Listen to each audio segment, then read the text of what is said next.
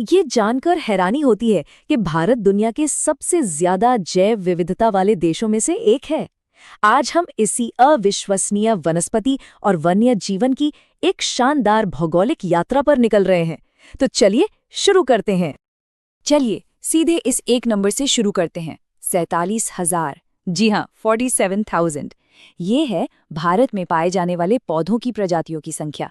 ये इतनी बड़ी संख्या है, इतनी अविश्वसनीय विविधता कि ये भारत को दुनिया के उन चुनिंदा 12 मेगा बायोडाइवर्सिटी वाले देशों में से एक बनाती है। आज हमारे इस सफर का रास्ता कुछ ऐसा रहेगा। सबसे पहले हम भारत की अविश्वसनीय जैव विविधता की नींव को समझेंगे। फिर हम यहाँ के सदाबहार जंगलों से लेकर पहाड़ों और रेगिस्तानों तक घूमेंगे। हम यहाँ के वन्य जीवों से मिलेंगे और आखिर में ये भी देखेंगे कि इस कीमती विरासत को बचाने के लिए क्या-क्या किया जा रहा है। तो ठीक है, अब गहराई में उतरते हैं। हमारे पहले खंड में हम उन बुनियादी बातों को समझेंगे जो भारत के इस कुदरती खजाने को परिभाषित करती हैं। तो सबसे पहले ये समझते हैं कि प्राकृतिक वनस्पति आखिर है क्या, इसका मतलब क्या होता है।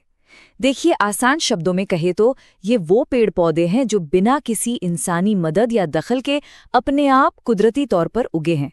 इसीलिए इन्हें अक्षत वनस्पति या वर्जिन वेजिटेशन भी कहा जाता है, क्योंकि इन्हें प्रकृति ने खुद बनाया है, इंसानों ने नहीं। अब दो शब्द हैं जो बार बार आएंगे, फ्लोरा और फौना।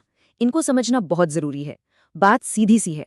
फ्लोरा मतलब किसी भी जगह के पेड़ पौधे, और फौना मतलब वहां के जीव जंतु। बस पेड़ पौधे और जानवर, यही वो दो दुनिया हैं जिनकी हम आज बात कर रहे हैं।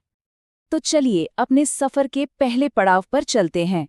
हम अब जा रहे हैं घने हरे भरे उष्णकटिबंधीय सदाबहार वनों में। सोचिए, एक ऐसी जगह जहां साल के 365 दिन हरियाली ही हरियाली हो। इन जंगलों को सदाबहार क्या बनाता है? इसका राज है बारिश। बहुत सारी बारिश। यहाँ 200 सेंटीमीटर से भी ज्यादा बारिश होती है, और सूखा मौसम अगर होता भी है तो बहुत ही छोटा। इसी वजह से यहाँ का माहौल हमेशा नम और हरा भरा रहता है। तो ये जंगल मिलते कहाँ हैं? ये पश्चिमी घाट, अंडमान निकोबार द्वीप समूह और ऊपरी असम जैसे इलाकों में पाए जाते हैं। यहाँ आबनोस, महोगनी और रोजवुड जैसे बड़े कीमती पेड़ उगते हैं। और इन जंगलों की बनावट भी कमाल की है। ये बहुस्तरीय यानी मल्टी लेयर्ड होते हैं। सबसे ऊपर ऊंचे ऊंचे पेड़, फिर झाड़ियां और नीचे जमीन पर लताएं, एक के ऊपर एक कई परतें। अच्छा, इन घने जंगलों में रहता कौन कौन है? यहाँ हाथियों के झुंड, बंदर और लीमर, तरह तरह के हिरण, और हाँ, असम और पश्चिम बंगाल में तो मशहूर एक सींग वाला गैंडा भी इन्हीं जंगलों में मिलता है। सच में एक पूरी जीवंत दुनिया है यहाँ। चलिए अब सदाबहार जंगलों से निकलकर देश के अंदरूनी हिस्सों की तरफ बढ़ते हैं, जहां भारत में सबसे ज्यादा पाए जाने वाले जंगल हैं। ये वो जंगल हैं जिनकी धड़कन मॉनसून के साथ चलती है। हम बात कर रहे हैं उष्णकटिबंधीय पर्णपाती वनों की, जिन्हें मानसूनी वन भी कहा जाता है। ये भारत के सबसे ज्यादा इलाके में फैले हुए जंगल हैं, और जैसा कि नाम से ही जाहिर है, इनका पूरा जीवन चक्र मानसून पर ही टिका होता है। अब इन मानसूनी वनों को भी बारिश के हिसाब से दो हिस्सों में बांटा जा सकता है। एक है नम पर्णपाती वन, जहां 100 से 200 सेंटीमीटर तक बारिश होती है। यहाँ आपको सागौन, बांस और चंदन जैसे पेड़ मिलेंगे। दूसरे हैं शुष्क पर्णपाती वन, जहां बारिश थोड़ी कम यानी 70 से 100 सेंटीमीटर होती है। यहाँ आपको सागौन और साल के साथ साथ पीपल और नीम जैसे पेड़ भी देखने को मिलेंगे। और इन फैले हुए जंगलों में जानवरों की भी कोई कमी नहीं है। यहाँ शेर, बाघ, सुअर, हिरण और हाथी जैसे बड़े जानवर रहते हैं। इनके अलावा छिपकलियां, सांप और कछुए जैसे कई रेंगने वाले जीव भी इन जंगलों को अपना घर मानते हैं। अब एक तेज दौरा करते हैं भारत के कुछ बिल्कुल अलग तरह के माहौल का।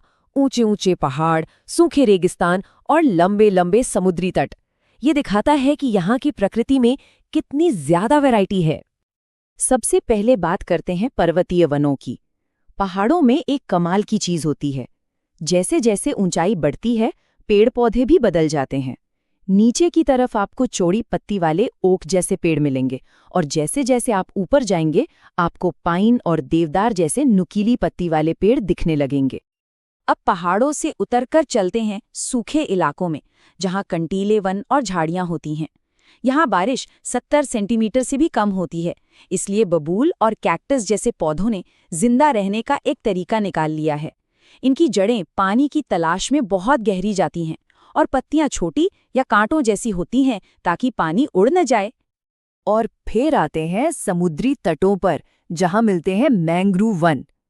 ये बहुत अनोखे जंगल हैं जो तटीय इलाकों में उगते हैं, जहां कीचड़ और गाद जमा होती है।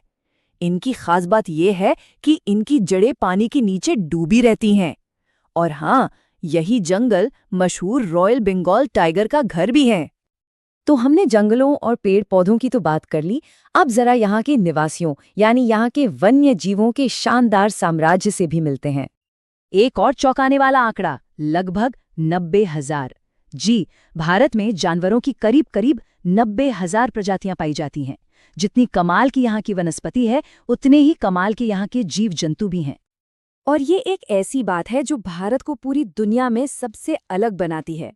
भारत दुनिया का इकलौता देश है जहां शेर और बाघ दोनों अपने कुदरती घर में एक साथ रहते हैं। ये सच में बहुत बड़ी बात है। इससे ये भी पता चलता है कि हर जानवर का अपना एक खास घर होता है। जैसे हाथी असम, कर्नाटक और केरल के गर्म और नम जंगलों में रहते हैं। एक सींग वाले गैंडे असम और पश्चिम बंगाल की दलदली जमीन पर पाए जाते हैं। जंगली गधे और ऊंट आपको मिलेंगे कच्छ के रण और थार रेगिस्तान में। और एशियाई शेर, उनका आखिरी बचा हुआ घर है गुजरात का गिर जंगल। अब हम अपने सफर के आखिरी हिस्से में हैं।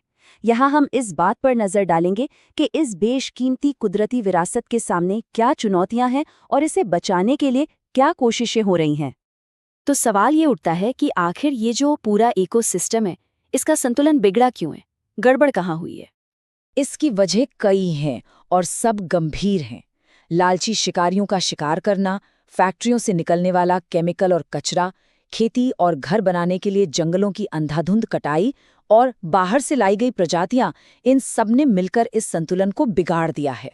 लेकिन अच्छी बात यह है कि इन खतरों से निपटने के लिए सरकार ने कई बड़े कदम भी उठाए हैं।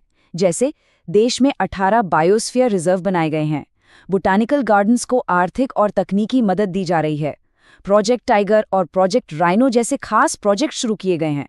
और तो और 106 नेशनल पार्क और 573 वाइल्ड लाइफ सेंचुरीज का एक बहुत बड़ा नेटवर्क स्थापित किया गया है।